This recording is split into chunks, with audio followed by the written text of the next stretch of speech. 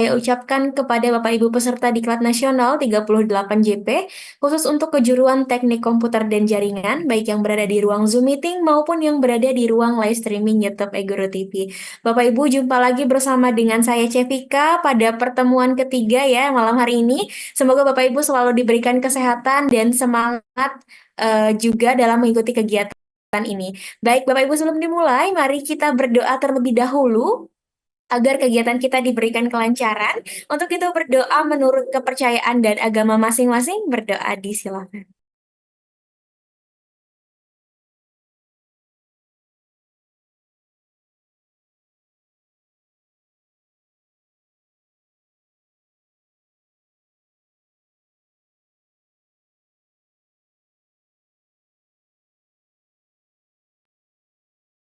Baik, berdoa selesai. Bapak Ibu, untuk pertemuan ketiga ini sama seperti pertemuan pertama dan kedua, akan ada sesi pemaparan materi dari narasumber kita selama 60 menit dan dilanjut dengan sesi diskusi selama 30 menit ya Bapak Ibu.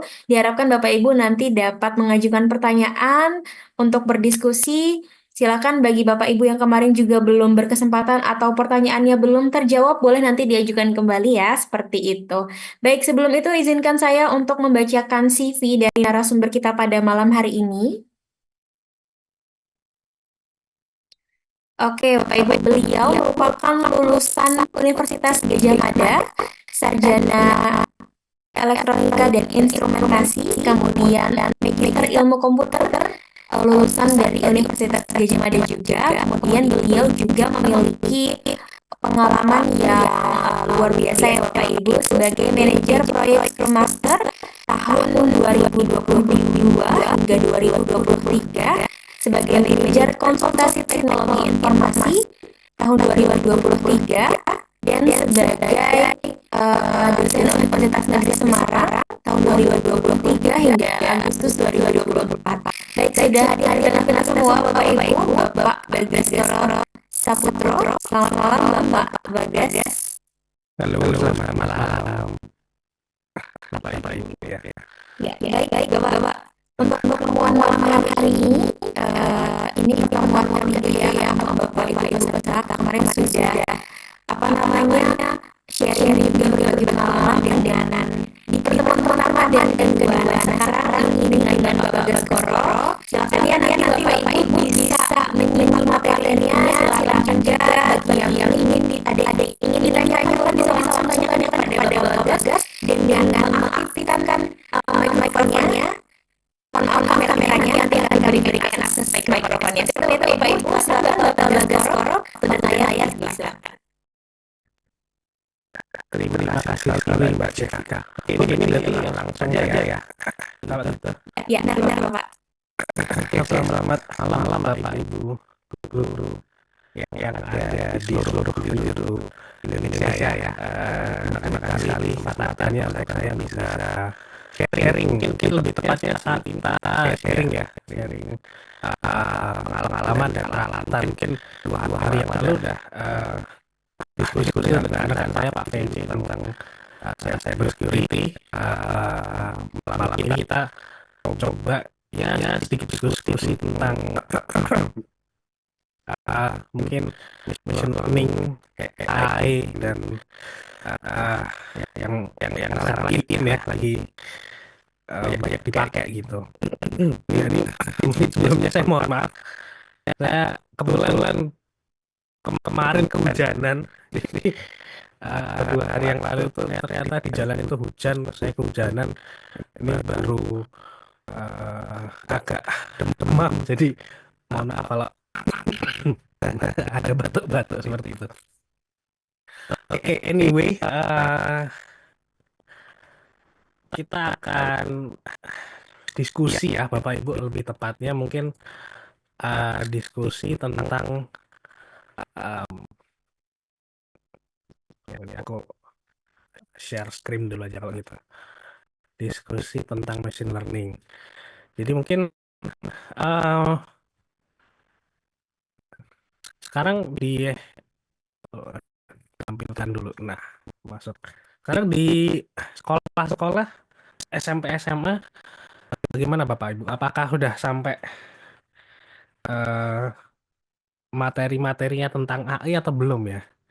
Saya kira mungkin belum sampai ya. Tapi saya yakin pasti murid-muridnya Bapak Ibu sudah mulai banyak yang menggunakan AI untuk eh, mengerjakan tugas ya, terutama ketika tugas esai, tugas matematika, atau tugas yang eh, macam-macam ya. Intinya semua yang esai dan jawaban singkat pun sekarang juga pakai chat GPT. Mungkin murid-muridnya juga cukup ini ya, cukup lihai sekarang ya, karena kan udah bisa diakses HP bahkan. Itu masih menjadi dilema memang. Kebetulan eh, saya juga kemarin sempat ketemu sama Bapak Ibu guru di SMA De Brito, Jogja. SMA De Brito, Jogja itu juga diskusinya tentang, wah sekarang dengan chat GPT itu kita udah nggak bisa lagi sebagai guru ngasih soal argumentasi tentang eh, bukan lagi hafalan gitu, bukan lagi hafalan yang sifatnya eh, ceritakan tentang kejadian 17 Agustus 45 misalkan kalau tentang sejarah gitu kan. Atau kalau misalnya hubungannya sama TIK, jelaskan perbedaan eh, pemrograman Java dan pemrograman C++ itu. Kita udah nggak bisa lagi ke sana. Atau mungkin jelaskan apa kegunaan eh, Microsoft Excel gitu. Itu sekarang kita udah nggak bisa lagi mengukur kepemahaman siswa dengan seperti itu ya, karena pertanyaan yang seperti itu kita lempar ke ChatGPT itu sekarang udah sangat mudah dijawab. Jadi ya pemahaman siswa itu jadi agak blur. Ini memang tantangan kita ya, Bapak Ibu. Gimana caranya supaya mereka-mereka ini bisa tetap sesuai targetnya dengan apa yang kita ingin berikan ke mereka, tapi tidak tidak dengan cara shortcut gitu. Itu yang mungkin kita perlu adaptasi nih dalam beberapa waktu ke depan, gimana mencari celah gitu kan. Mungkin mungkin itu juga menjadi tantangan yang sekarang masih eh, perlu kita jawab bersama-sama.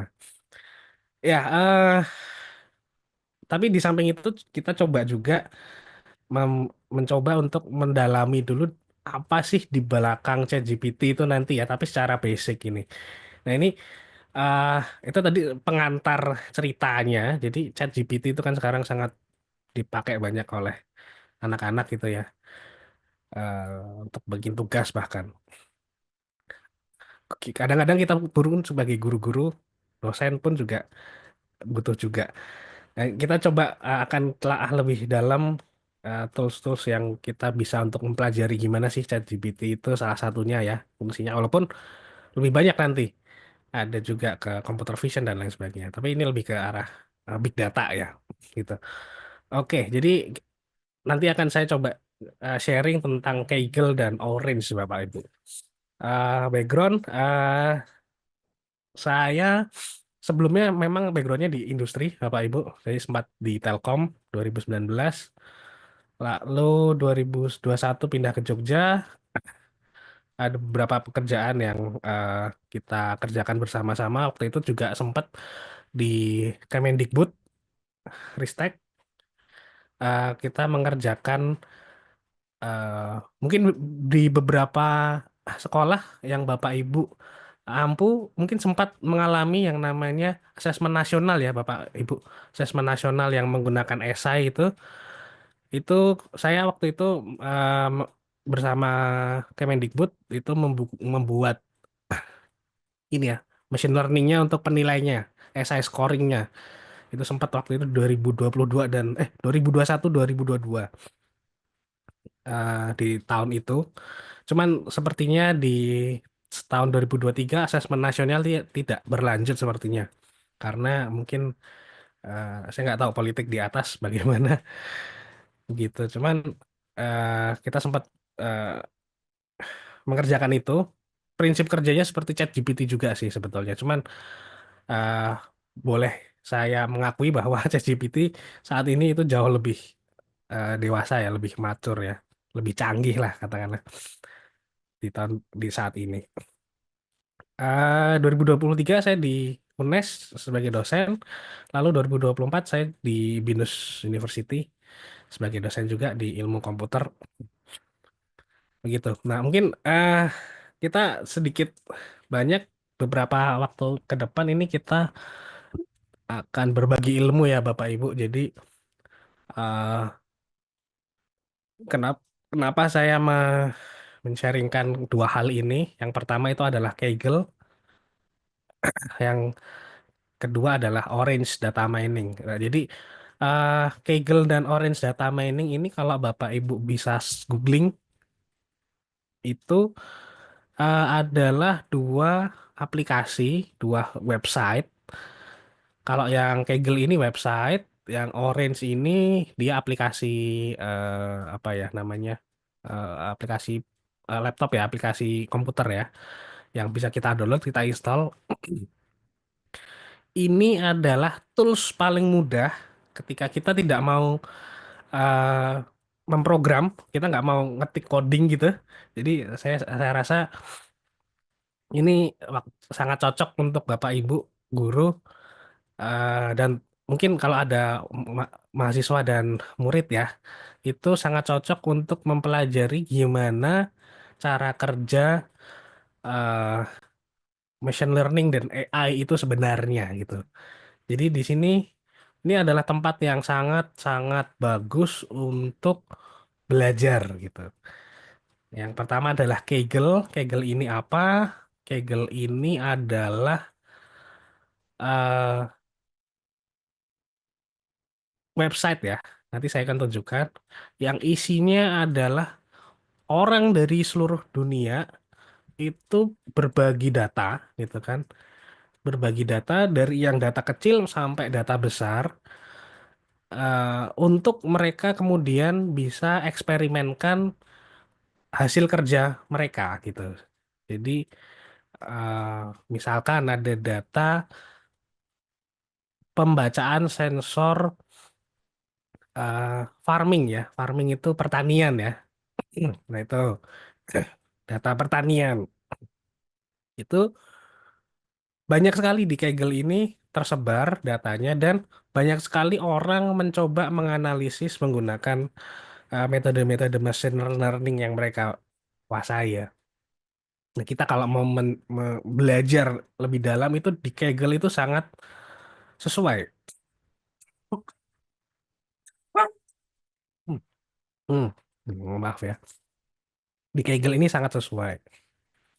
eh Kaggle ini sebagai sumber sumber ilmu, sumber data ya, sumber data. Cuman kekurangannya adalah Kaggle ini eh kita perlu menguasai satu bahasa pemrograman. Bahasa pemrogramannya apa itu? eh Salah satunya adalah Python. Nah, jadi kalau mau ke arah AI dan machine learning, kita mau nggak mau harus bisa belajar bahasa pemrograman ya, Bapak Ibu. Itu di bahasa pemrograman Python. Tapi kalau misalnya sudah memahami Python dengan Kaggle ini sangat sangat membantu sekali. Oh, saya mau belajar tentang neural network. Oh, saya mau belajar tentang SVM dan lain sebagainya. Itu sangat sangat membantu sekali gitu. Nah, tapi jangan eh, pusing, Bapak Ibu, tenang saja. Kita nggak harus pakai Python untuk memahami dan mengolah data gitu. Karena sekarang juga sudah ada ini satu peralatan yang namanya Orange Data Mining. Ini eh, produk dari universitas di Inggris kalau nggak salah. Saya agak kurang ingat ya. Ini kita cuman ngambil data dari Kaggle ini. Jadi data ini kita ambil dari Kaggle ya, bisa kecil bisa gede. Kita import, kita masukkan ke Orange data mining ini, lalu kita proses gitu. Nah, kita nggak usah nggak perlu pakai em, apa mengcoding Python susah-susah. Nah, ini kita pakai Orange ini, kita masukin, kita mau keluarin apa, semua udah ada toolsnya di situ. Tinggal kita pencet, kita klik-klik dan lain sebagainya. Gitu. Nah, ini sangat memudahkan sekali untuk kita sebagai guru untuk mengajarkan machine learning dasar ke murid-murid atau ke mahasiswa-mahasiswa mungkin kalau Bapak Ibu ada yang dosen gitu ya. Bahkan teman saya di UNES itu ada juga yang mengajarkan Big Data Analytics itu tuh menggunakan Orange Data Mining gitu.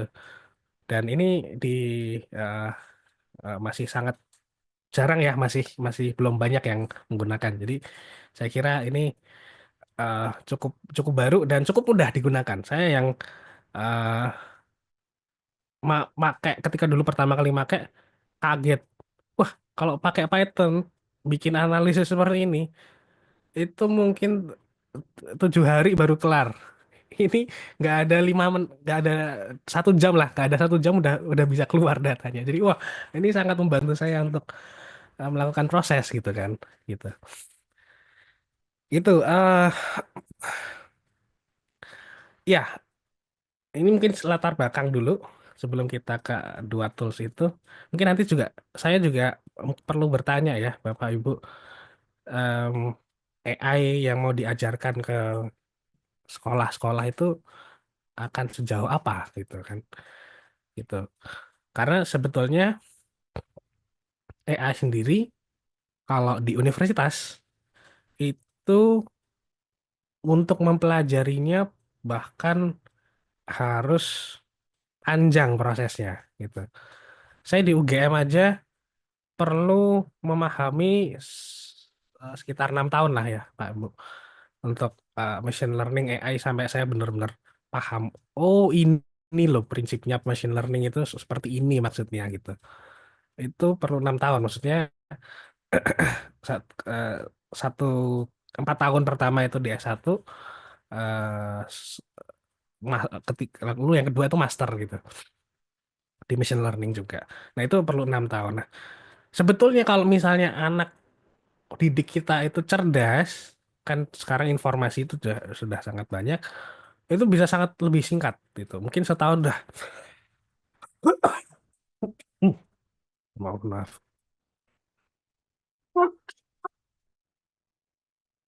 Mohon maaf. Mungkin setahun aja udah bisa eh, menguasai ya kalau mereka bener-bener fokus dedikasinya dalam setahun itu bener-bener untuk pelajari AI ya, machine learning gitu kan. Karena eh, eh, machine learning machine learning itu di bawahnya AI ya Pak Bu sebenarnya. Yang sekarang populer itu kan sebenarnya artificial intelligence yang dihasilkan dari machine learning dengan proses yang tertentu gitu. Proses yang tertentu. Terus AI itu seperti apa? AI itu yang dulu tuh sudah pernah ada AI. Yang AI yang paling mudah itu adalah kalau Bapak Ibu sempat mengalami eh, main apa main game mungkin Bapak Ibu main game ya. Main game itu kalau kita main game ada musuhnya gitu.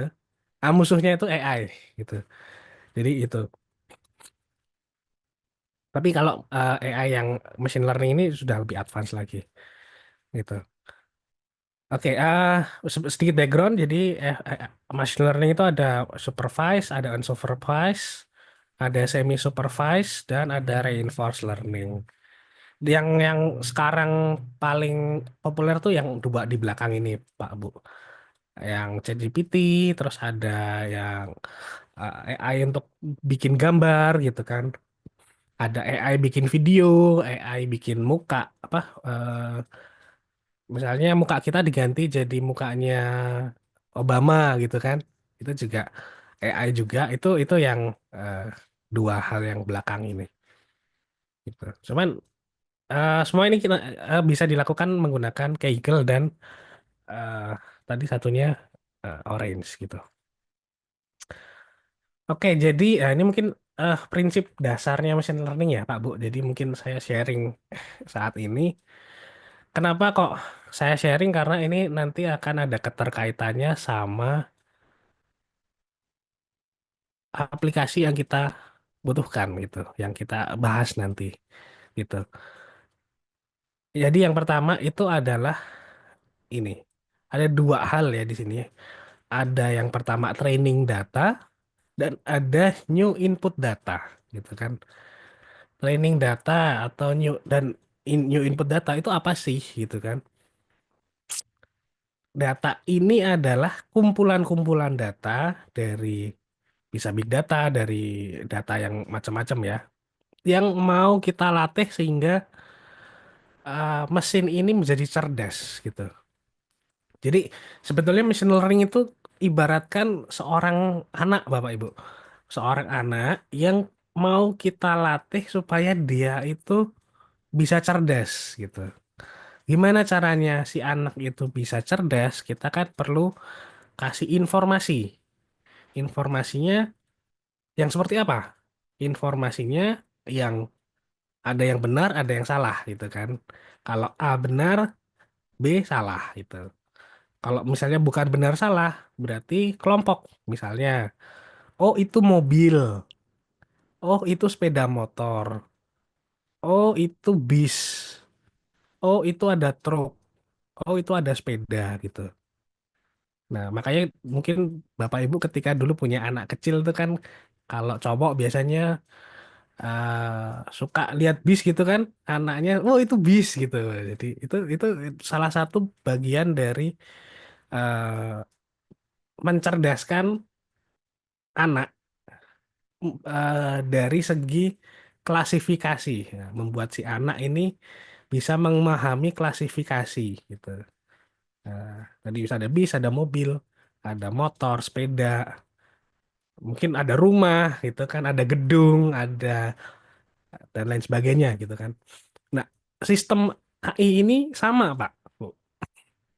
Dia sama, betul-betul persis seperti anak kecil, anak bayi atau anak balita lah ya, yang ingin kita cerdaskan sesuai dengan eh, keinginan kita gitu. Dia mau bisa pandai mengklasifikasi dan mengerti yang mana yang benar dan yang mana yang salah gitu. Jadi kalau machine learning ini lebih ke arah dua hal itu biasanya.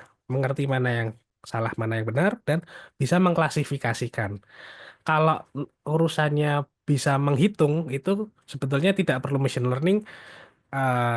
Yang penting kita kasih rumus, nah itu sistem udah bisa menghitung sendiri gitu. Karena sistem pasti bisa ngitung gitu kan. Komputer itu pasti bisa menghitung. Nah, eh, data itu informasi yang benar salah, pengelompokan dan lain sebagainya itu datangnya dari mana gitu kan. Ini pertanyaan. Bisa dari mana nih data informasi? Yang ini tuh gambar truk, sedangkan yang lain itu gambarnya mobil. Informasi itu datang dari mana? Nah, inilah itu ya yang kita butuhkan sumber datanya, ya kan?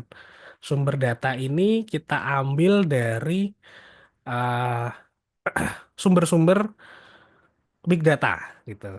Sumber-sumber big data.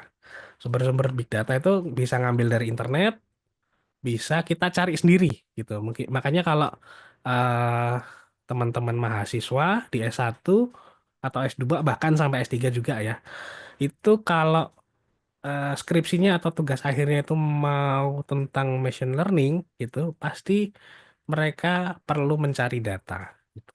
Nah, data itu dicari sendiri kalau sama yang studi-studi itu ya, Bapak Ibu. Tapi kalau misalnya kita cuman mau ngambil data yang udah ada, terus kita coba di tempat kita gitu, itu bisa kita cari dari internet gitu. Sebenarnya banyak, Pak, Bu. Datanya itu sebenarnya banyak. Cuman salah satu yang cukup terkenal itu tadi yang saya sebutkan yang namanya Kaggle tadi, Pak. Nah, ini yang kiri ini Kaggle ini itu isinya adalah data yang bisa untuk kita jadikan informasi untuk mengajarkan ke sistem kita, ke anak kita itu yang benar salah dan klasifikasi klasifikasi itu hmm, kita bisa ambil dari di Kaggle. Itu yang paling mudah gitu. Jadi training data dan input data gitu. Nah, kemudian selanjutnya ini ada beberapa proses selanjutnya, Pak, Bu. Gitu. Kalau di sini kita bisa lihat training data ini kemudian masuk ke train ML algorithm gitu. Maksudnya apa? Jadi ketika kita melatih sistem itu sebenarnya mirip-mirip seperti melatih anak ya. Jadi membuat anak cerdas, membuat sistem menjadi cerdas itu seperti kita membuat anak itu bisa mengenali yang mana ayah, yang mana ibu, yang mana adik, yang mana kakak gitu istilahnya. Yang mana nenek, yang mana kakek gitu kan. Harus kita latih gitu. Contohnya kita lagi menunjuk kakek gitu. Itu siapa? Oh, itu Atung atau "Oh, itu kakek itu atau Akung gitu kan. Biasanya kita gitu. Terus itu siapa? Uti gitu misalnya kalau atau nenek gitu atau oma gitu kan. Nah, itu adalah proses melatih gitu. Ya, ini juga sama, Pak Bu. Proses melatih di sistem machine learning untuk membuat sistem itu jadi cerdas itu sama, menggunakan sistem yang cara yang sama. Cuman di training ini nanti yang ada banyak macamnya. Ada neural network, ada SVM, ada bus, macam-macam, banyak sekali. Itulah yang uh, AI yang di lagi banyak diteliti sama orang-orang saat ini. Bagaimana metode melatih sistem gitu ya.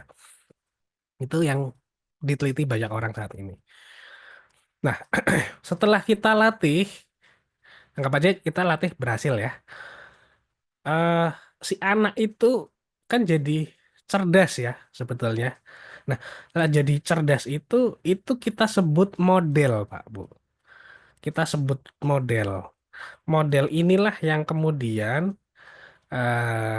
menjadi machine learning algorithm atau model machine learning gitu. Model machine learning ini adalah produk dari proses eh, pembelajaran mesin gitu. Model machine learning. Nah, model machine learning inilah yang kemudian akan kita pakai untuk melakukan prediksi gitu. Melakukan prediksi itu gimana maksudnya? Kalau anak, model machine learning-nya itu adalah si anak itu gitu. Prediction itu gimana? Prediction adalah kita kasih eh, soal ujian gitu. Kita kasih soal ujian.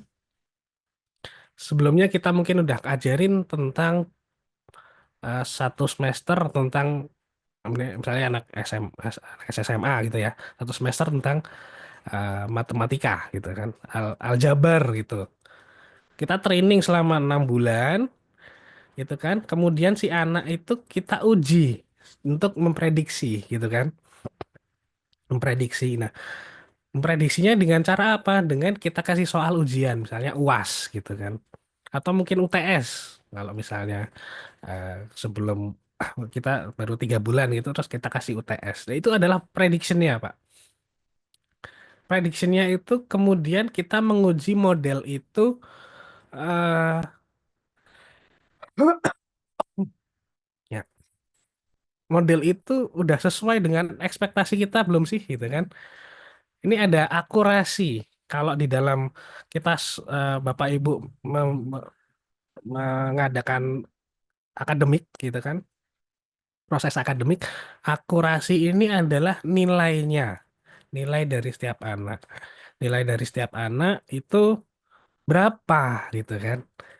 Dari satu kelas misalnya, oh nilainya rata-rata 85 gitu. Oh kalau rata-rata 85 itu sudah kita bisa anggap bagus atau jelek gitu. Kalau kita anggap bagus, berarti kita menjadi successful model. Berarti anak-anak yang itu yang mendapatkan 85 itu, kumpulan anak itu model itu sukses gitu. Sudah sesuai dengan ekspektasi dari proses ini gitu. Kalau ternyata belum, oh kita mau anak-anak di angkatan ini itu nilainya semua 95 gitu kan.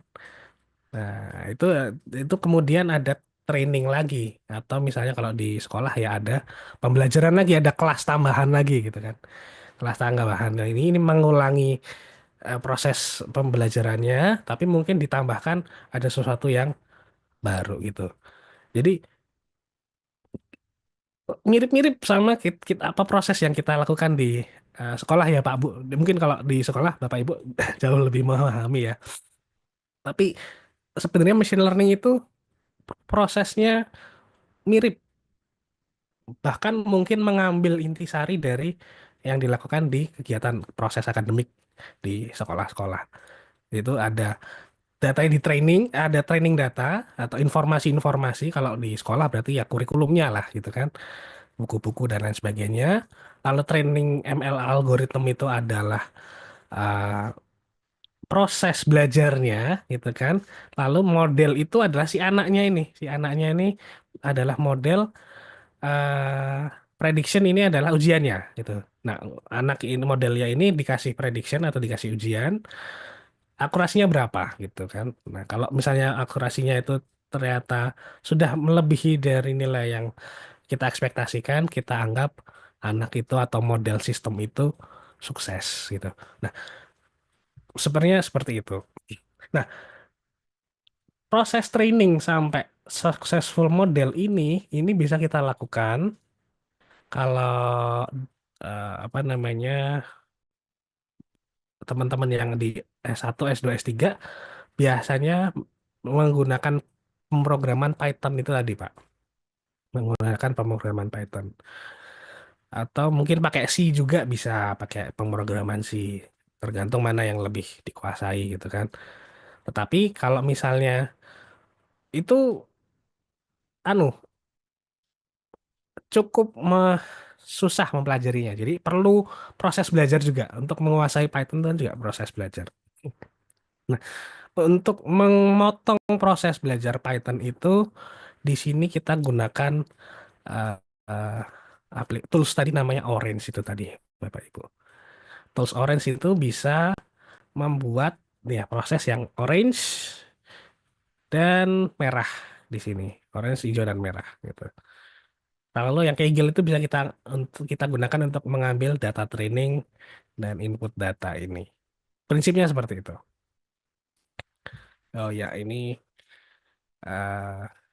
oke. Mungkin kita praktekkan saja apa yang dinamakan Kaggle dan apa yang dinamakan Orange. Jadi ada dua, Bapak Ibu.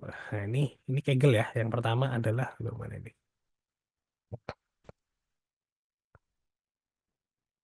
Nah, ini mohon maaf backgroundnya ada SBK atau Superbike karena hari ini ada Superbike ya Bapak Ibu. Kalau Bapak Ibu mengikuti juga. Ini. Ah, ini dia. Jadi ada kiri dan kanan. Nah, yang kiri ini adalah Kegel, yang kanan adalah Orange. Nah, mungkin saya ke Orange dulu ya Pak Bu. Ini adalah eh websitenya ini orangedatamining.com gitu kan. Nah, ini adalah sebuah tools. Jadi kita perlu download ini. Kalau Bapak Ibu ada ini ada dokumentasinya juga. Nah, kira-kira seperti ini toolsnya. Ini tenang aja, mungkin di sini kelihatan menakutkan, tapi sebenarnya oh, cukup mudah ya. Saya minum dulu.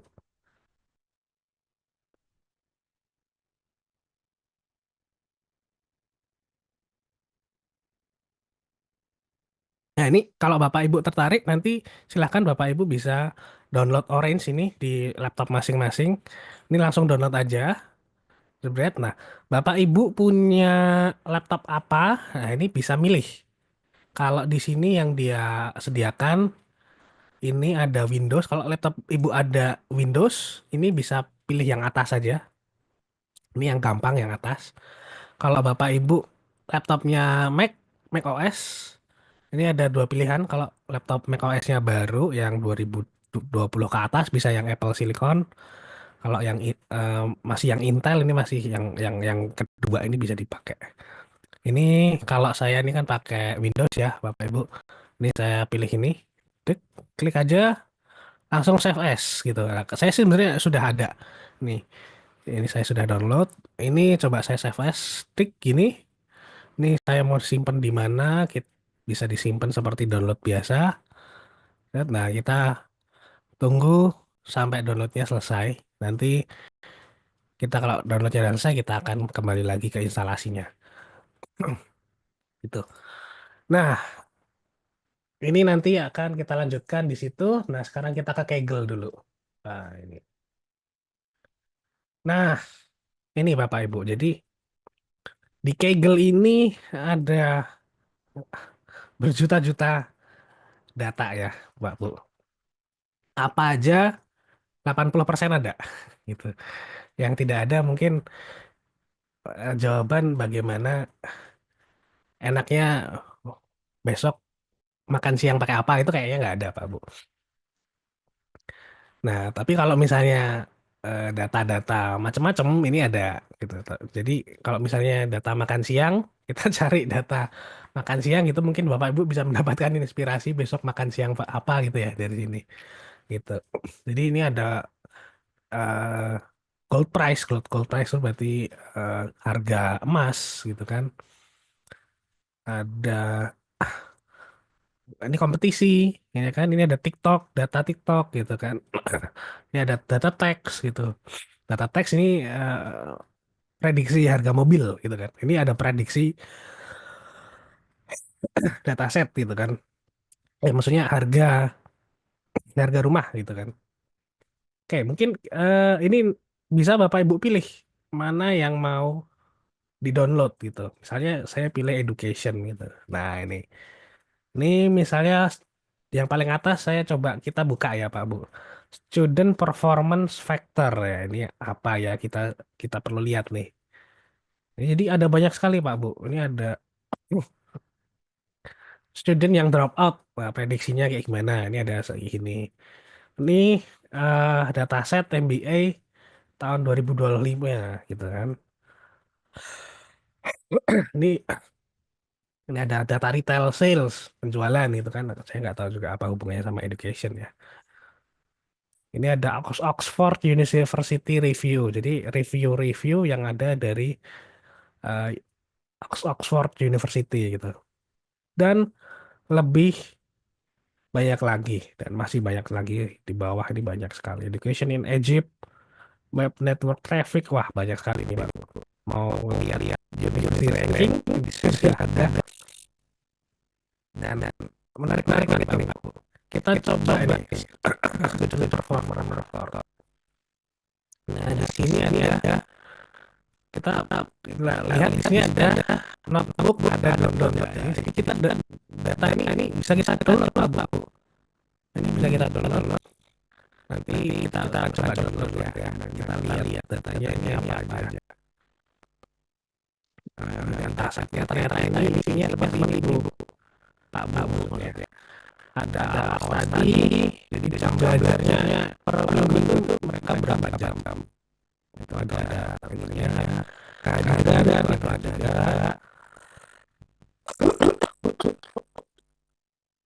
Aduh. Ini terlibat orang tua gitu kan. Ada angkanya rendah, menengah, tinggi gitu kan. Ini ada akses ke sumber edukasi berpendidikan juga rendah, menengah, tinggi. Jadi ada tiga kelas gitu. Ada ekskul, ada yang tahu, ada ya ekskul apa enggak si anak ini. Awal juga kan ada awal juga Pak Bu. Ini banyak sekali ya parameter yang di sini. Ada konsumnya, ada motivasi, belajar, ada akses internet, ada sesi tutor, ada pendapatan, tapi ya nggak disebutkan berapa banyaknya, cuman rendah, menengah, atau tinggi saja. Kualitas guru bahkan ada ini rendah, menengah, tinggi. Eh, Tipe sekolah ya, mau atau private, mungkin kalau di kita lebih banyak ke publik ya Pak Bu, dan lain sebagainya. Ini juga mungkin bisa jadi acuan ya Pak Bu untuk penelitian dan penilaian di sekolah masing-masing. Data performa ini istilahnya bisa jadi Excel kosongan yang bisa Bapak Ibu isi juga ini, eh, apa namanya, untuk penilaian gitu ya, penilaian kinerja sekolah gitu. Ini bisa juga dianalisis, mungkin Bapak Ibu mungkin menganalisis sekolah masing-masing juga sangat bisa sekali nih. Nah, oke, coba kita download aja ya Pak Bu ya. Ini kita bisa download, klik gitu, terus download, sip aja. Ini ada beberapa pilihan. Saya juga nggak begitu paham. Kita lihat aja, cari yang kita familiar. Oh, saya familiar dengan zip. Oke, kita download lagi zip. Tik tik ini kan. Oke. Oh, harus sign in. Kita sign in dulu Pak Bu. Kita sign in. Saya bacakan saya dia. Oke. Nah, kita download lagi sekali lagi kita download. Nah, langsung muncul nih save gitu. Kita download, masukkan ke situ saja. Oke, oh ternyata orange-nya udah selesai. Kita dulu juga ya Pak Bu, mana dikit dulu.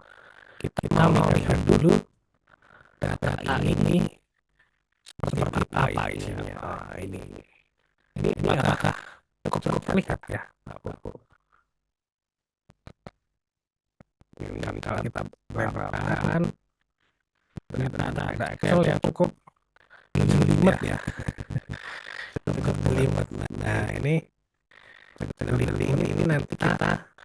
ini ketika Bapak Ibu menggunakan ini nanti udah download aja, nggak usah diedit apapun. Kita hanya butuh file ini, kita download.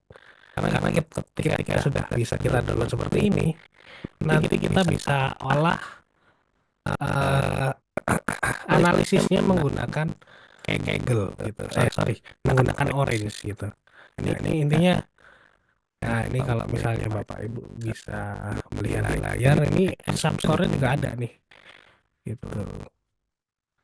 Nah, oke. Dari sini kita sudah mendapatkan data training ya. Data training yang bisa kita manfaatkan sebagai penelitian kita atau data yang mau kita ajarkan ke mesin gitu kan. Oke, karena kita sudah bisa dapatkan ini, kemudian kita pindah ke alat tools kita yang mau kita pakai untuk processing gitu kan, memproses. Oke, nah ini nanti kita gunakan. Lalu, ini kalau Bapak Ibu belum install, ini bisa klik ini file installnya. Nah, ini saya 2 kali klik, jadi saya ya maaf. Nah, ini seperti ini instalasinya. Sebenarnya menginstal seperti biasa ya, Bapak Ibu. Agree. Installnya Bapak Ibu bisa pilih untuk saya, untuk semua orang di komputer Bapak Ibu. Kalau saya sih pilih yang atas. Next, lalu ini bisa milih mana aja dipasangnya di mana aja. Ya, tapi kalau nggak perlu pusing-pusing, kita langsung next saja. Dan ini bisa diinstal di mana juga bisa dilakukan. Nah, ini intinya step selanjutnya Bapak Ibu bisa klik next lagi dan itu nanti akan bisa terinstall. Karena saya sudah menginstal aplikasinya, kita langsung aja ke eh, apa namanya, ke aplikasi kita. Nah, nanti kalau bingung tinggal di next saja. Pokoknya di next semuanya udah ada gitu. Oke, kalau misalnya sudah terinstall nanti di window ini akan muncul orange gitu. Kalau misalnya di situ tidak muncul, kita bisa cari di sebelahnya menu ini. Kita bisa klik gitu kan. Terus kita ketik orange. Nah, ini logonya kayak jeruk gini ya. Klik. Nanti aplikasi kita akan terbuka. Nah, seperti itu. Nah, seperti ini. Oke.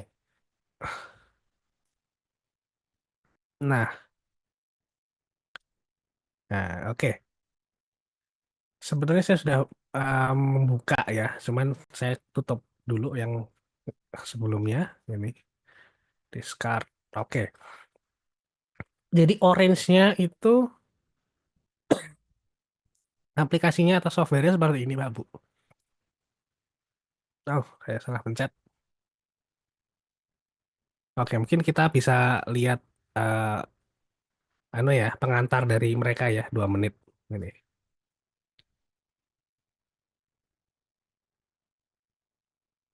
Welcome to Orange Tutorials. My name is Ida, and I will be your guide in the world of data science. Let's begin. You have probably already downloaded and installed Orange. If not, you will find the detailed installation guide in the link below.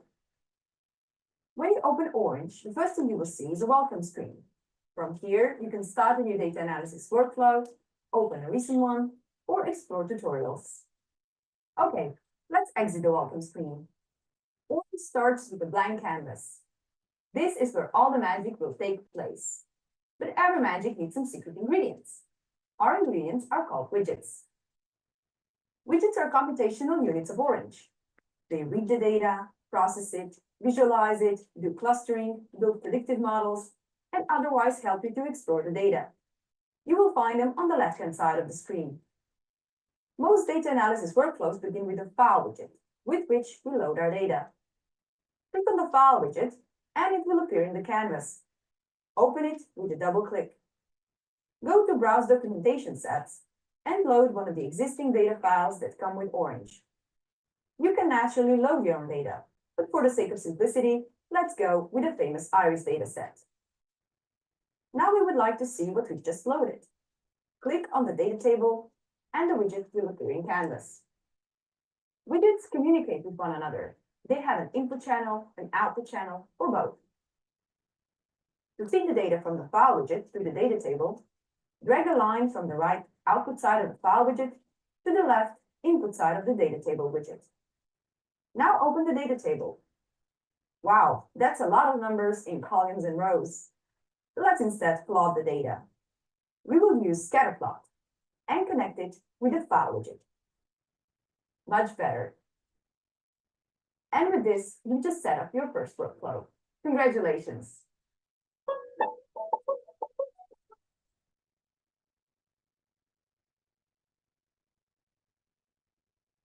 Nah, kira-kira seperti itu, Pak Bu. Cara kerjanya semudah itu. Nah, ini kita kita coba saya praktekkan dari contoh file dulu ya. Dari contoh file dulu.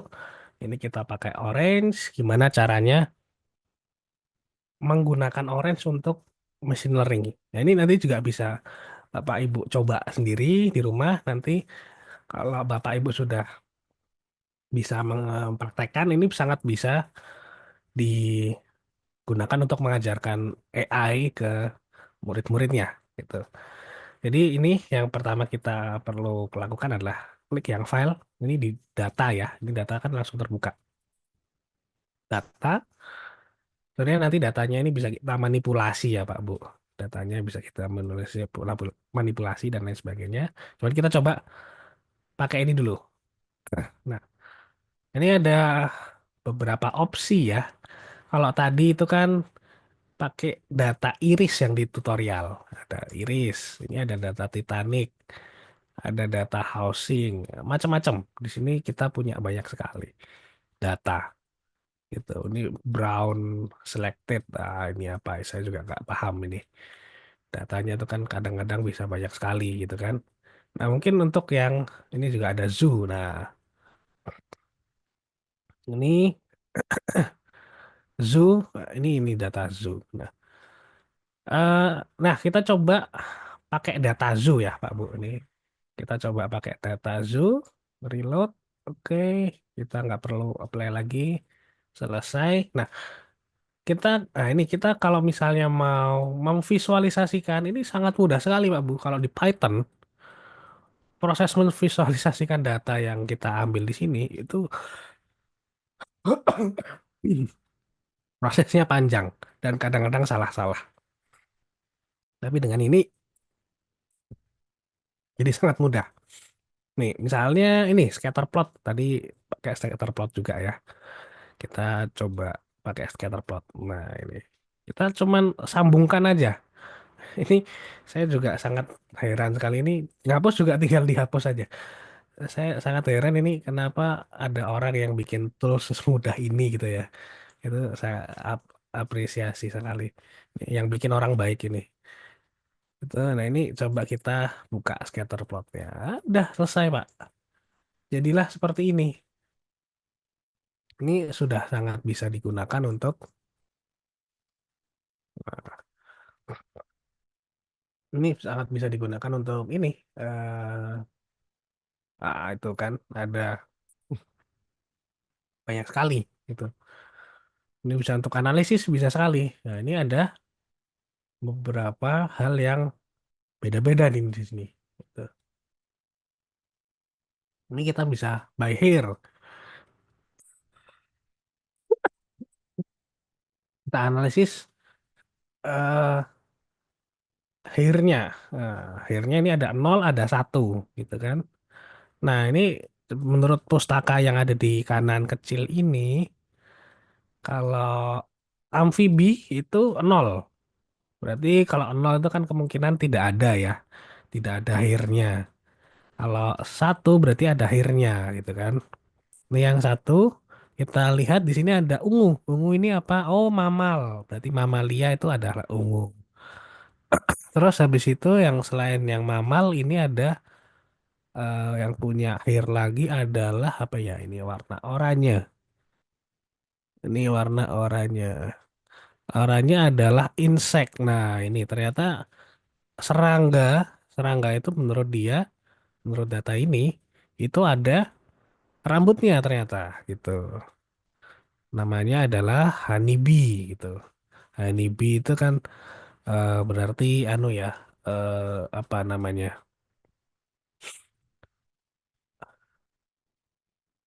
Tawon ya, tawon ya. Honeybee itu kan tawon ya. Ini ada moth, jadi ada beberapa hal yang ada ininya gitu. Gitu, terus ini dan lain sebagainya. Nah, ini kalau bird dia 0 akhirnya, artinya mungkin dia bulu ya, bukan bukan bukan hair, bukan rambut tapi bulu. Ini kalau feather, nah ini 01. Gitu. Ini ini bird nggak ada bulunya tapi ada feathernya. Nggak ada rambutnya tapi ada bulunya. Itu bird. Selain itu sama seperti tadi, ini XCC, eh, itu akan ada telurnya ya. Dia punya telur atau enggak. Nah, ini ada. Ini kita bisa ubah-ubah semau kita. Ini X-nya, X itu kan yang bawah ya. Ini bisa kita ubah-ubah juga. Semau kita mau menganalisis seperti apa gitu. Nah, ini kita hover juga keluar sesuatunya gitu. Nah, itu jadi mudah sekali Pak Bu. Hanya menggunakan seperti itu udah selesai. Nah, kalau batasannya sampai menganalisis, ini sudah selesai. Kalau mau menganalisis lagi dengan statistika, distribusi ya, itu bisa juga.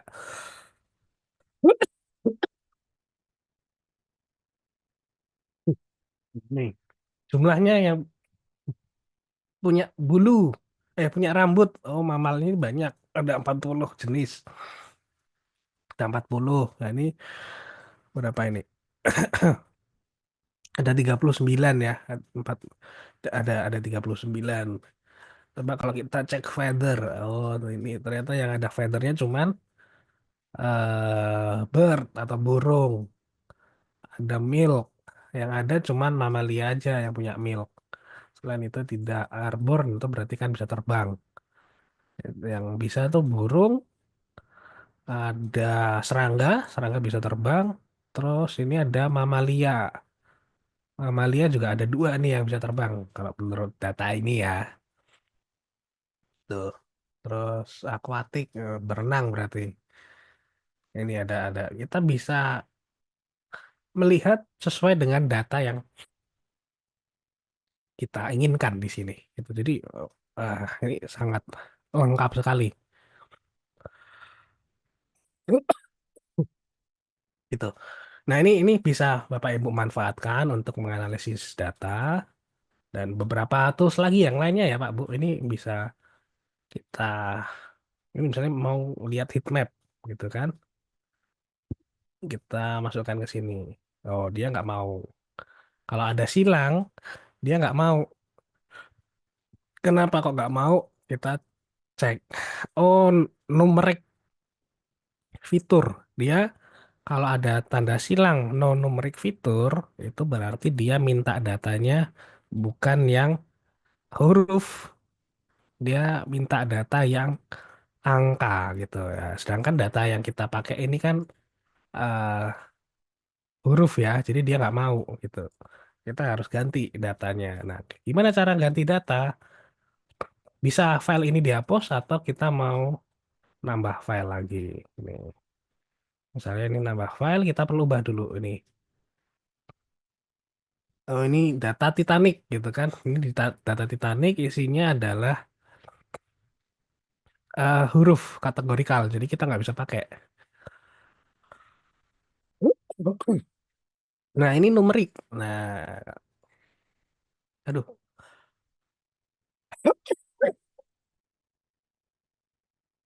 Aduh, mohon maaf. Ini numerik, kita bisa pakai data iris ini. Tes. Tuh. Nah, seperti ini kira-kira hasilnya. Ini ini bisa dipakai untuk menganalisis dulu, Bu. Pak, Bu. Menganalisis eh, apa data yang kita punya gitu. Ini juga bisa di save. Nah, gambar ini bisa kita save sebagai data iris misalnya. Iris sepal length misalnya. Nah, kita bisa save gitu kan. Nah, seperti ini. Jadi kita lihat di sini. Nah, ini jadilah seperti ini. Nah, sangat mudah sekali. Jadi sangat enak menggunakan ini, Pak Bu. Nah, seperti itu. Nah, ini kalau misalnya kemudian kita mau ke machine learning-nya ya. Nah, ini kita perlu tambahkan yang namanya adalah model ini tadi. Model ini tadi yang kita sebut sebagai eh, anak yang mau kita didik gitu kan ya Pak Bu. Kita bisa pakai macam-macam. Yang paling populer itu ada dua, ini neural network dan SVM gitu. Kita coba pakai SVM. Oh, mana nih? Nah, ini. Kita pakai SVM. Nah, kita coba pakai yang data kedua ya Pak Bu. Ini klik, harusnya dia aman. Enggak, ini kalau Bapak Ibu memahami tentang SVM parameter, ini bisa diedit-edit ya. Jadi enak sekali. Kernelnya bisa dirubah. Ini regression cost-nya bisa kita ubah gitu kan. Ini kalau Bapak Ibu mau belajar tentang SVM, semua parameter bisa diubah. Terus gimana cara melihat hasilnya? Evaluate.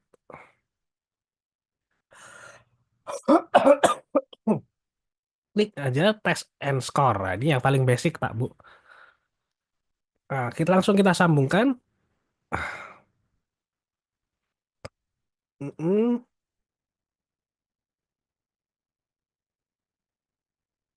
Dia mintanya apa ya? Oh, oke. Dia mintanya ada dua inputnya. Jadi data itu dan hasilnya gitu. Nah, jadilah seperti ini. Nah, ini adalah hasil dari eh kalau tadi kita bahas itu adalah prediksinya Pak Bu. Prediksinya atau scoringnya atau eh kalau anak-anak ujian ini adalah hasil ujiannya gitu. Jadi mudah sekali kan ya Pak Bu. Kita cuman eh, ngasih ini filenya, ini kita kasih model atau si anak itu kita pasang di sini, lalu kita ngasih gimana prediction atau tesnya. Nah itu kita cuman kasih di sini, eh kita sambungkan seperti ini, jebret. Ini sudah menjadi model machine learning gitu. Untuk melihat hasilnya, ini adalah angka-angka di sini. Ini 997, artinya ini bukan 0,997 ya, tapi artinya ini adalah 99,7% dia nilainya dari 100% gitu. Jadi baik sekali nih nilainya 99 katakanlah. Ini juga CA-nya ini juga 97 artinya 97%. Ini F1 97%, 97%, 97%, ini 96%. Nah, KUC, CA, F1, Prek, Recall, dan MCC ini adalah vocab atau apa komponen-komponen dalam machine learning ya Pak Bu. Ini bisa dipelajari lebih dalam lagi nanti. Tapi intinya ini adalah nilainya itu ini 99. Oh, berarti bagus sekali itu gitu kan. Terus kalau misalnya mau lihat di mana sih ininya gitu kan. Kita coba cek di inputnya adalah evaluation result ya. Oke. Ini bisa kita langsung masukkan, nggak ada error, berarti aman. Nah, seperti ini. Jadi kita bisa cek menggunakan model SVM atau si anak dengan SVM ini, pelatihan SVM itu dia tuh ada salah di mana sih gitu kan. Kita melihat yang tengah ini adalah yang benar gitu kan. Terus yang selain itu, yang putih dan yang merah itu adalah yang salah, Pak Bu. Nah, di sini yang iris setosa ini dia benar semua. Yang iris versi color, nah ini dia yang ada yang salah nih. Eh, dia ada yang di ada dua yang di iris virginica dan ada dua yang di sini. Ya ini sama ya berarti.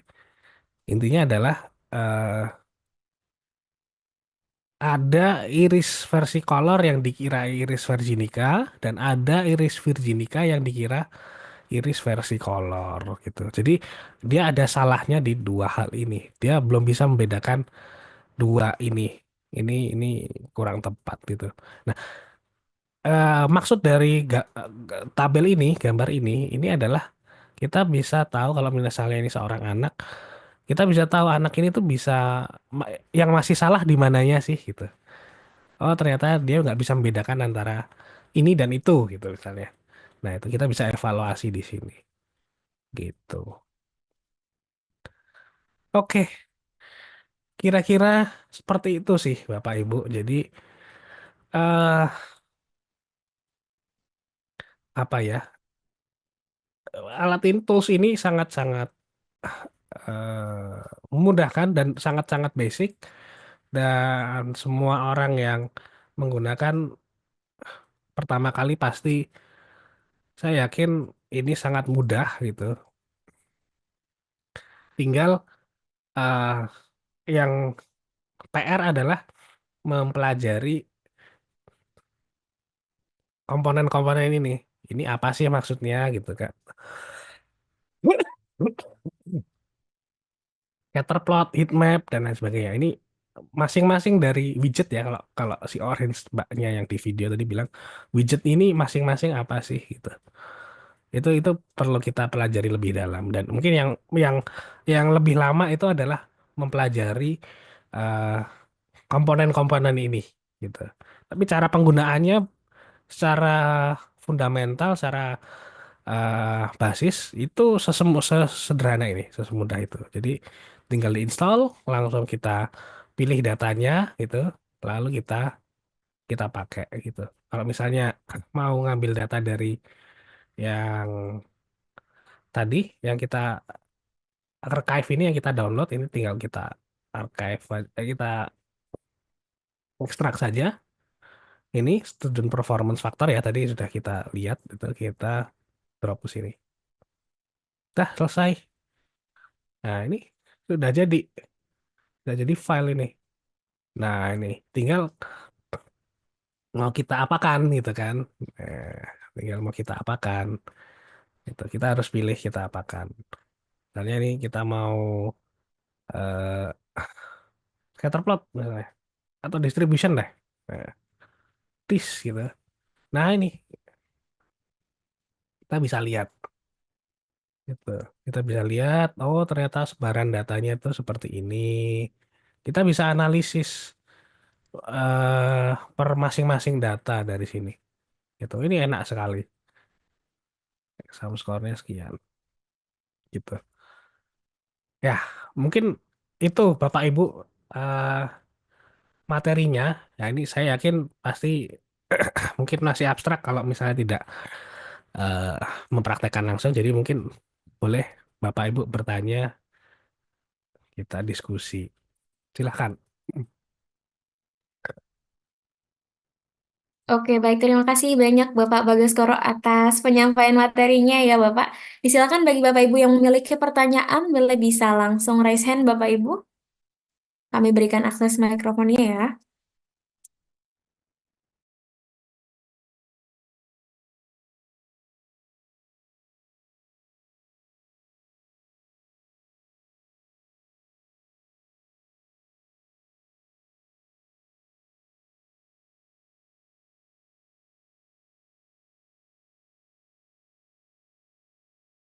Ya mungkin mau melanjutkan tentang bahasan ChatGPT itu Pak Bu. Ini mungkin memang bahasan yang masih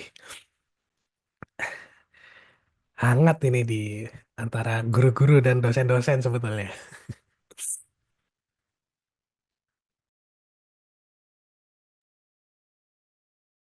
Ya, disilakan Bapak Ibu. Baik mungkin Bapak Endang, Bapak Hafiz atau Bapak Purnawan. Ada pertanyaan Bapak?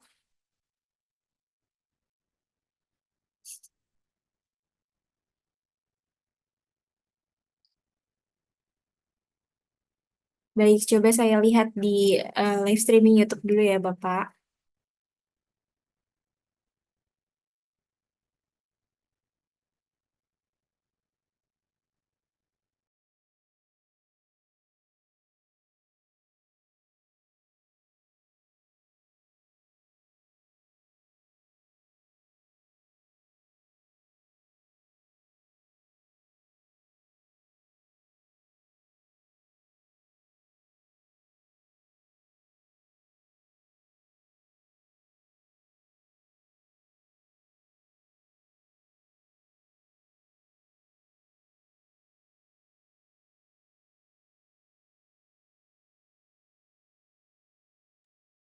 Baik, di live streaming masih belum ada nih Bapak Bagasskoro.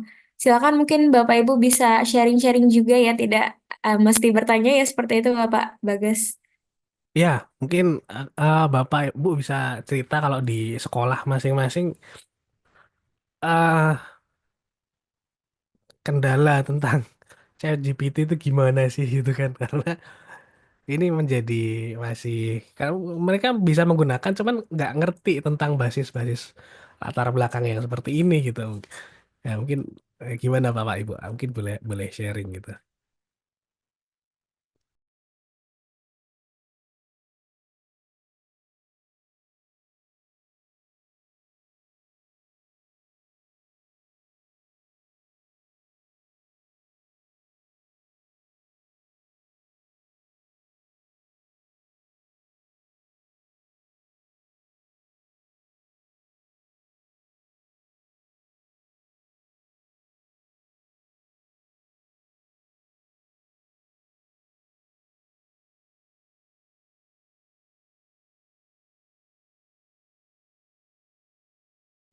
Ya, bagaimana Bapak Ibu? Ini masih ada waktunya tersisa nih. Silakan bisa dimanfaatkan untuk berdiskusi ya, Bapak Ibu.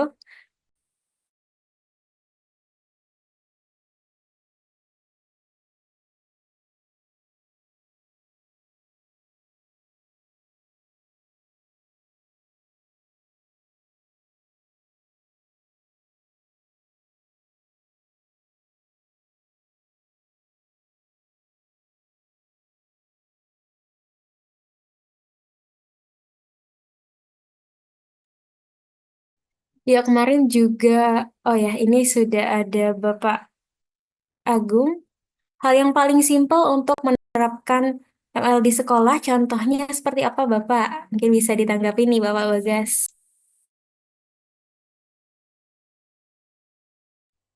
Hal, ya, mohon maaf. Hal yang sederhana menerapkan ML, machine learning ya. eh nah ini memang eh kadang-kadang di eh pendidikan menengah agak susah Pak Bu kalau misalnya kita bicara tentang ML-nya aja gitu karena ini target penggunanya itu siapa gitu. Apakah guru-gurunya atau eh, murid-muridnya gitu. Karena kalau murid-muridnya itu ada gap yang cukup jauh antara ilmu machine learning itu sama ilmunya mereka gitu. Nah, istilahnya mereka matematika aja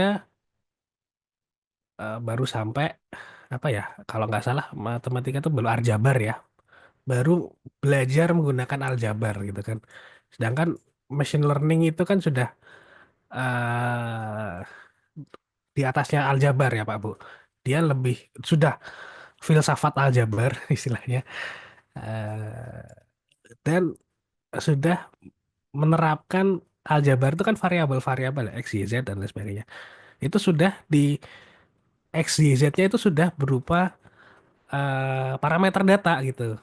Jadi sudah ada analisisnya di situ. Jadi agak PR. Cuman kalau misalnya digunakan oleh guru itu banyak sekali Pak Bu yang bisa diterapkan.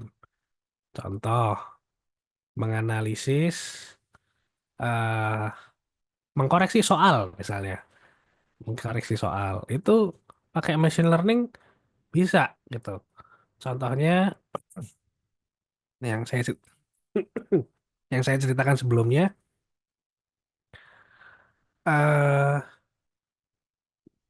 ketika 2021-2022 Kemendikbud melakukan pilot project ya, asesmen nasional itu melakukan ujian untuk mengevaluasi sekolah ya, SD, SMP, SMA, termasuk SMK juga. Yang dilakukan adalah jawaban-jawaban itu kan menggunakan CBT ya kalau tidak salah Pak Bu. Ada eh, data jawaban siswa. Data jawaban siswa itu tidak dinilai oleh orang gitu. Tidak dinilai oleh guru tapi dinilai oleh mesin gitu. Jadi contohnya adalah ada pertanyaan, ada soal cerita dari matematika gitu kan. Eh, kalau kalau matematika kan biasanya ada Budi memiliki 5 apel, Yeni memiliki 7 buah pir gitu.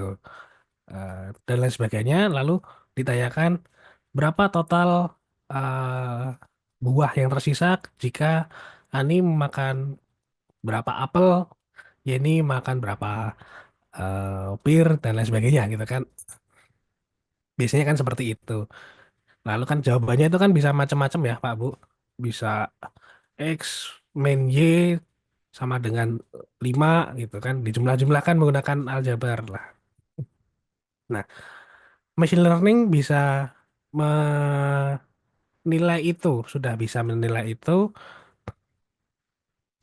sehingga guru, ya ini sebenarnya lebih ke guru juga, tidak harus menilai hasil ujian itu satu persatu gitu. Nah, ini pun di beberapa tempat sudah ada risetnya ya, Pak Bu, tapi mungkin belum pernah diterapkan gitu. Saya nggak tahu kenapa belum diterapkan. Salah satunya teman saya di UNES itu juga ada yang melakukan penelitian itu Fedi, Pak Fedi dan ada beberapa teman di sistem informasi ya, itu juga ada essay scoring gitu. Eh, jadi gurunya tinggal melihat dari sebuah website yang menerima inputan itu. Nah, itu salah satunya penggunaannya adalah si gurunya gitu untuk menilai soal-soal ujian yang agak kompleks dan misalnya orangnya banyak gitu kan. Harus menilai satu angkatan itu kan prosesnya panjang ya Pak Bu. Satu kelas saja banyak gitu kan apalagi satu angkatan itu kan ujian sekolah misalnya. Nah, itu bisa pakai ML. Lalu misalnya tadi mengevaluasi kinerja sekolah itu tidak harus lagi sekarang menggunakan Excel istilahnya. Jadi kita bisa analisis dari sini gitu. Datanya apa? Ini oh ternyata seperti ini misalnya. Gitu. Eh, terus kita mau prediksi 3 tahun ke depan, misalnya datanya sudah ada 5 atau 10 tahun gitu ya, data 5-10 tahun itu kita Bapak Ibu sudah memiliki. Itu kita mau menganalisis kira-kira tahun depan itu nilai dari anak-anak ini seperti apa gitu kan. Si atau kualitas anak-anak ini seperti apa atau kita bisa apa ya kita bisa sekolah bisa meluluskan berapa ratus siswa gitu berapa yang gagal gitu kan istilahnya. Nah, kita bisa prediksi menggunakan ini gitu machine learning. Nah, memang betul urusan-urusannya itu bukan hal-hal yang simpel justru. Urusan-urusannya problemnya bukan problem-problem simpel. Karena kalau ini kemudian kebijaksanaannya seorang eh, pengguna IT ya sebetulnya. Kalau persoalannya simple, nggak perlu diselesaikan dengan machine learning gitu istilahnya. Jadi kalau ada persoalan yang susah, justru malah itu yang bisa diselesaikan dengan machine learning gitu. Contoh tadi menilai eh, hasil ujian itu kan persoalan yang PR ya, harus memakan waktu dan pikiran gitu kan, capek gitu kan menilai. Itu malah malah bisa diselesaikan dengan machine learning karena ketika dia kompleks, ketika sesuatu hal itu banyak malah malah diselesaikan dengan machine learning. Kalau soalnya kecil gitu sedikit simpel itu malah susah. Misalnya kayaknya nggak perlu pakai machine learning deh, pakai yang lain aja gitu, metode yang lain gitu. Jadi kira-kira gitu Pak Bu. Dan mungkin nanti ada banyak hal lain lah ya. Kalau misalnya eh, mungkin kalau untuk siswa mungkin project untuk eh, deteksi wajah gitu. Nah, itu juga machine learning sebetulnya. Itu untuk karya ilmiah student apa siswa itu bisa dilakukan juga gitu. Kira-kira begitu Pak Bu. Oke, baik. Terima kasih banyak Bapak Bagas atas jawabannya. Ya, Hmm. bagaimana Bapak Agung? Adakah tanggapan lagi Bapak? Sudah menjawab atau belum? Atau ada yang ingin ditanyakan kembali? Disilakan Bapak Agung.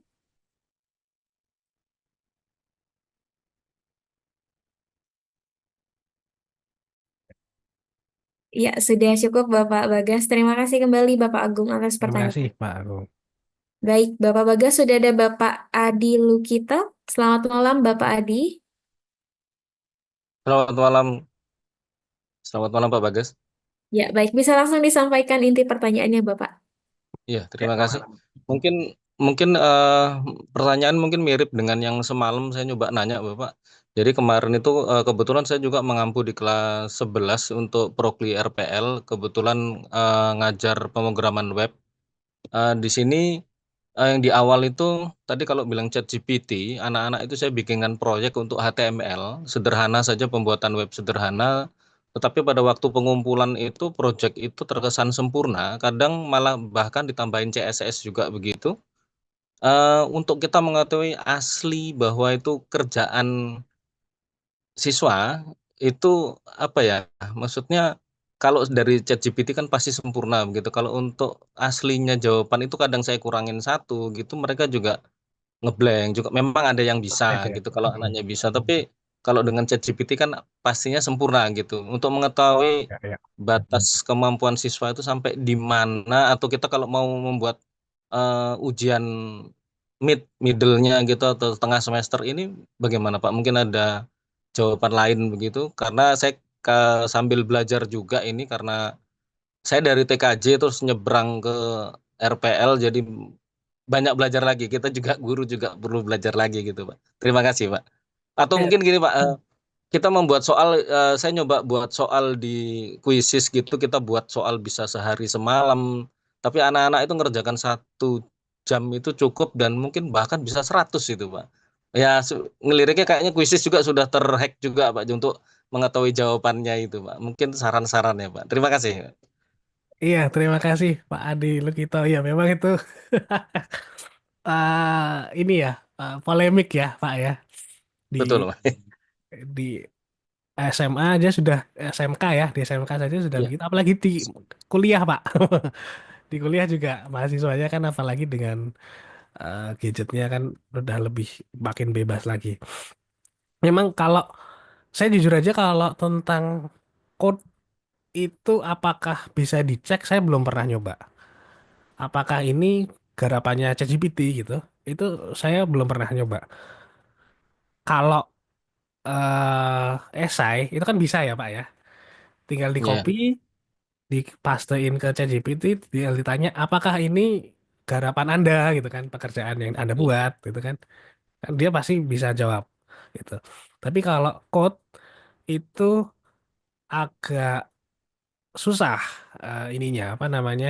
Agak saya pun eh, kalau misalnya iya itu juga apa ya? Karena kan kalau misalnya HTML dan CSS memang ya gitu-gitu aja kan Pak ya. betul, Pak. Nah, tapi kalau justru karena jujur aja Kak, saya kalau coding juga sekarang minta banyak bantuan ChatGPT juga Pak. Gitu. Iya, Justru malah kalau untuk ngoding itu sangat dibutuhkan. Maksudnya nggak usah dibatasi bahkan. Gitu. Nggak usah dibatasi, biarkan waktu itu membuat mereka apa istilahnya belajar dengan cara mereka gitu. Sedangkan ChatGPT itu sebagai cara bantuan mereka, tools untuk membantu mereka. Kalau tentang coding ya Pak ya, karena saya yakin eh, ketika dia langsung pastein coding di codingan itu di tempatnya, pasti ada error Pak. Pasti, pasti ada iya, error. Dan gimana cara dia belajar? Ya dari error itu gitu kan. Jadi biarkan dia pelajari dari error itu gitu. Karena saya juga pengalaman pakai ChatGPT untuk ngoding itu, errornya dari yang saya cuman copy paste aja itu banyak sekali Pak, banyak sekali errornya. iya, Nah, tapi karena saya tahu gimana caranya ngoding, jadi nggak langsung saya copy paste itu. Jadi langsung, oh maksudnya ini, terus saya ambil yang secukupnya aja, kayak gitu. Nah, eh, lalu kemudian Jadi yang kita perlu tanyakan ke mereka, ini juga anu ya, saya diskusi juga sama guru De Brito waktu itu beberapa waktu yang lalu itu adalah justru mereka lakukan adalah bukan lagi tentang informasinya benar atau salah Pak yang disampaikan, tapi lebih ke bagaimana dia membuat argumentasi tentang jawaban itu gitu. Contoh kalau misalnya ini apa namanya membuat aplikasi gitu kan, aplikasi misalnya website gitu. eh Bukan apanya, tapi lebih ke bagaimananya Pak yang ditanyakan gitu. Ketika bagaimana dia kan pasti ChatGPT cuman ngasih step by step aja. Cuman kan gimana merangkainya kan dia perlu mikir lagi Pak.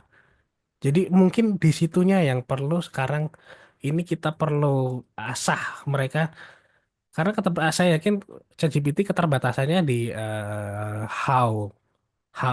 lebih ke nyambunginnya itu gimana gitu kan. Karena saya juga bikin apa namanya pernah bikin beberapa tulisan itu ini nggak sesuai dengan keinginan saya jadi saya harus mikir lagi ini ngambil sini taruh sini taruh ini gimana cara nyambunginnya istilahnya gitu apalagi nanti kalau membuat sistem istilahnya membuat sistem kan kecerdasan kita untuk nah ini istilahnya ChatGPT itu tuh cuman memberikan inilah scatter plot gitu. Nah, gimana kita menyambungkannya itu kan oh kayak gini terus kita lihat oh hasilnya seperti ini itulah yang perlu kita eh, coba angkat gitu loh gimana cara nyambunginnya gitu dan coba dipraktekkan istilahnya ceritakan gimana cara nyambunginnya gitu mungkin mungkin idenya di situ ya Pak ya kalau menurut saya gitu Kalau menggunakan kayak VS Code yang sudah jadi, tinggal kita kasih perintah dengan kita kasih tag atau kita enter gitu aja kan sudah langsung jadi gitu, Pak. Tapi beda kasus mungkin kalau zaman dulu kita hanya menggunakan Notepad++ atau Notepad aja gitu kan beda banget gitu, Pak. Betul-betul kan harus memang ya dasarnya kuat gitu, Pak. betul betul oh betul Pak satu lagi yang saya ini apa namanya diskusi sama teman-teman itu saya baru sadar juga kenapa kok dulu dosen saya itu suka banget ngasih ujian itu gitu. Tapi ternyata oh iya ya untuk menguji anak ini paham alur berpikirnya itu ya dengan cara itu gitu. Itu pakai satu hal Pak yang namanya pseudocode. Mungkin Bapak pernah ya Iya, pakai iya bisa pseudocode Dok. itu. Heeh. Entah dia pakai apa namanya ket- pengetikan atau pakai coret-coret kan dia bisa ya. Iya, Pakai if else tanpa harus menggunakan apa istilahnya eh bahasa tertentu. Yang penting kan pseudocode itu kan gimana cara dia berimajinasi membuat program dan gimana alur kerjanya gitu. Mungkin juga salah satunya opsi lainnya adalah flowchart, Pak. Flowchart karena ChatGPT nggak mungkin bikin flowchart, ya kan? iya betul. Heeh, Iya. nggak mungkin dia. Kebetulan juga ke dia kebetulan juga ngajar informatika juga, Pak. Jadi, sebelum kita ke pemrogramannya itu ya memang algoritma yang kita tanamkan dulu dari Ya, flowchart, terus tentukan pseudocode-nya sebelum ke program itu jadi begitu, Pak. ya, ya, betul, betul, betul, betul, ya. Heeh.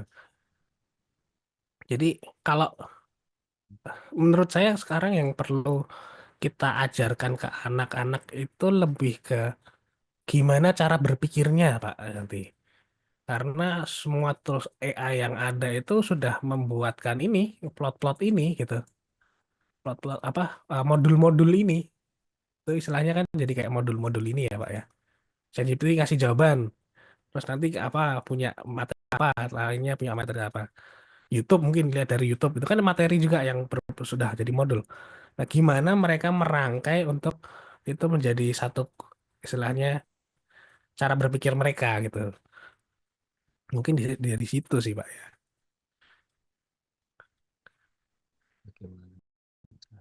Iya, Mbak.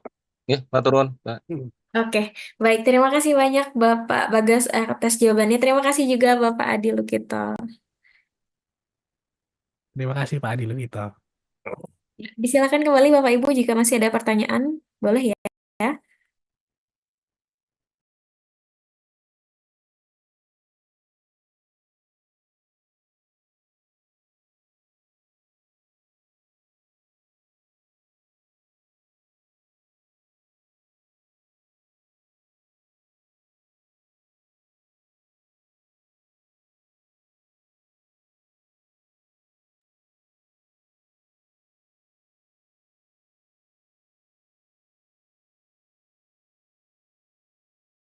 Baik, Bapak Bagas, sepertinya masih belum ada Bapak Bagas, karena mohon maaf waktu juga sudah pukul 21 lewat ya Bapak. Jadi mungkin kita cukupkan dulu sesi kita pada malam hari ini. Bagi Bapak Ibu yang masih ingin bertanya, nanti bisa dilanjutkan untuk bertanya melalui grup peserta ataupun pada pertemuan-pertemuan yang akan datang ya Bapak Ibu.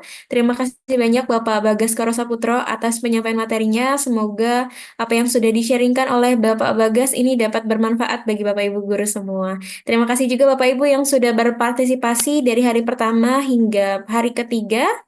Semoga kita dapat berjumpa lagi pada pertemuan selanjutnya ya. Untuk yang selanjutnya adalah sesi dokumentasi. Disilakan jika tidak terkendala perangkat dan jaringan bisa langsung mengaktifkan kameranya Bapak Ibu.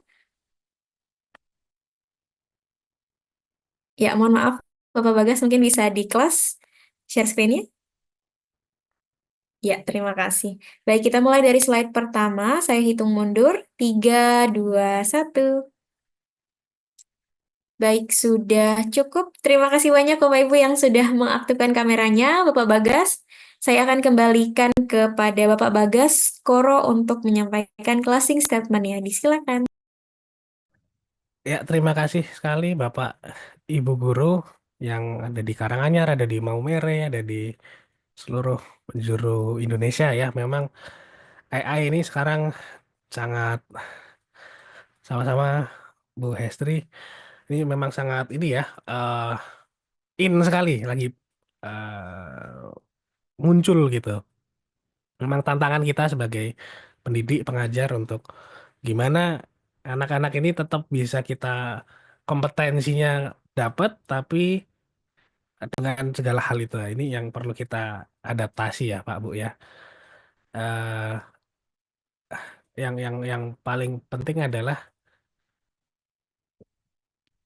bagaimana kita bisa membuat anak-anak ini justru memanfaatkan AI itu semaksimal mungkin, tapi tetap knowledge atau cara berpikir itu kita mereka tetap dapat gitu.